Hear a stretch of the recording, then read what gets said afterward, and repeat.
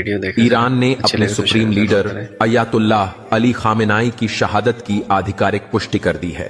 सरकारी बयान के मुताबिक उनके साथ कई अहम शख्सियतों की भी मौत हुई है।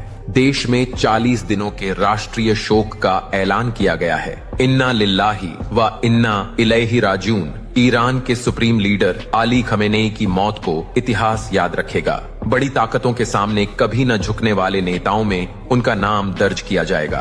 करीब 3 दशकों से अधिक समय तक उन्होंने ईरान की कमान संभाली। समर्थकों के अनुसार उन्होंने देश को सुरक्षित रखा और इस्लाम तथा ईरान के इस्लामी निजाम को मजबूती के साथ आगे बढ़ाया। एक अकेला शेर जो कभी किसी के सामने घुटनों पर नहीं झुका, निडर होकर डटा रहा, लड़ता रहा। 56 इंच का सीना इसी को कहते हैं। एक तरफ सिर्फ एक देश ईरान और दूसरी तरफ दुनिया के 9 मुल्कों का दबाव। यूनाइटेड स्टेट्स और इजराइल पर आरोप लगते रहे हैं कि वे औपनिवेशिक सोच की तरफ बढ़ रहे हैं। आलोचकों का कहना है कि दोनों देशों की दादागिरी विश्व शांति और मानवता के लिए खतरा बन सकती है। डोनाल्ड ट्रंप के नेतृत्व में अमेरिका पर यह भी आरोप लगाया जाता है कि वह ऐसे व्यवहार करता है मानो किसी के भी घर में घुसकर अपनी शर्तें मनवाना उसका हक हो। कई लोग मानते हैं कि भारत पर भी दबाव बनाने की कोशिश की जाती है। ईरान की ओर से साफ कहा गया है कि वह आत्मसमर्पण नहीं करेगा। खून की आखिरी बूंद तक लड़ने की बात दोहराई गई है। जहां दुनिया के कई बड़े नेता